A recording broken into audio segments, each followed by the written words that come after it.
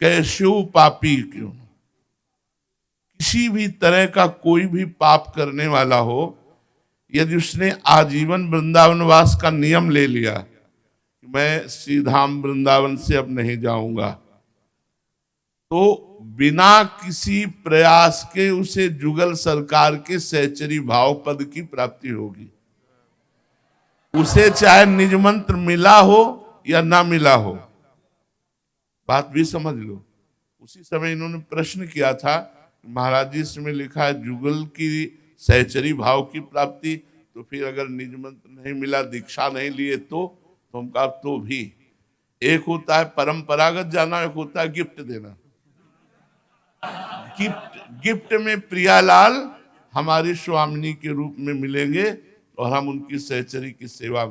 एक बार मानसरोवर में पूज्य गुरुदेव भगवान ने कहा कि वृंदावन में यदि कोई पक्षी भी उड़ के आ जाता है तो सहचरी भाव को प्राप्त हो जाता है। तो उस पक्षी को किसने निज मंत्र दिया, उस पक्षी को किसने दीक्षा दी? ये धाम का प्रभाव है।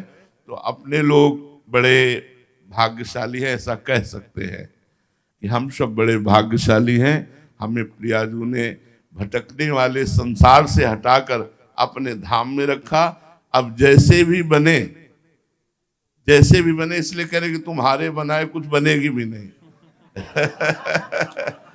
हम जैसे भी हैं इसलिए जैसे भी कह रहे हैं कि ऐसे होना चाहिए, वो हम हो नहीं सकते। होना भी चाहे तो नहीं हो सकते।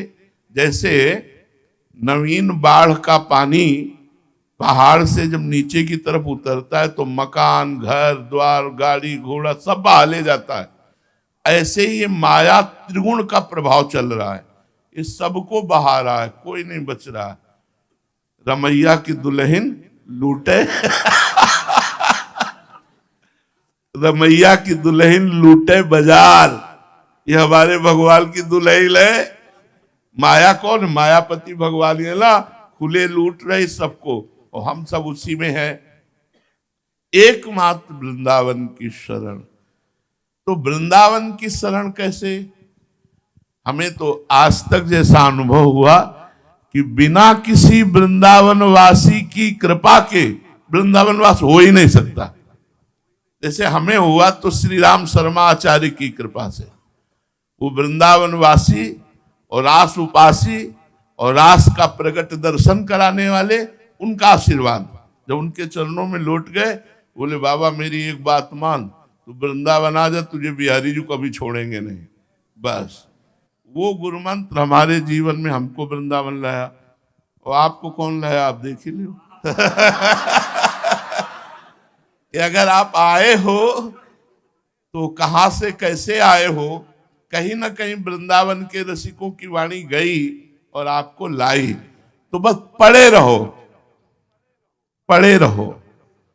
श्री धाम वृंदावन का द्वार मत छोड़ना।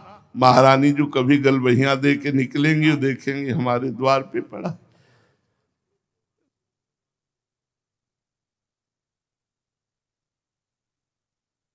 का भरोसा है, साधना का नहीं। हम क्या साधना करें? मन अलग जा रहा है, इंद्रियां अलग जा रही, तन अलग, तो हम क्या साधना करें? हम बस यही कि जैसे द्वार में पड़े हैं तो कभी बड़े हैं, वो कभी निकलेंगे, देखेंगे कि हमारे द्वार पे पड़ा है, कभी कृपा करते हैं। ये आचार्य और गुरुजनों के द्वारा प्रकाशित किया हुआ मार्ग है।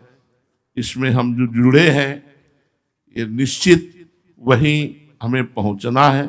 बस धैर्य पूर्वक रहें और इधर उधर जो मन की वृत्ति जाती है उसे थोड़ा समेटने की कोशिश करें। कोशिश करें कह रहे हैं, समेट ले वैसा हम नहीं कह रहे, समेटने की कोशिश करें। कभी न कभी तो प्रियाजू के कान में हमारी राधा नाम की पुकार पड़ेगी, उसी दिन हमारा काम बन जाएगा। हमारा काम बन गया क्योंकि हमें वृंदावन मिल गया, हमें श्री जी की शरणागति मिल गई, राधा नाम मिल गया, ऐसे गुरु ऐसे करुणा में आचार्य मिल गए। अब हमारे कल्याण में कोई संशय नहीं, हमारा कल्याण तो हो चुका है। अब हमें श्री जी की सेवा में पहुंचना है।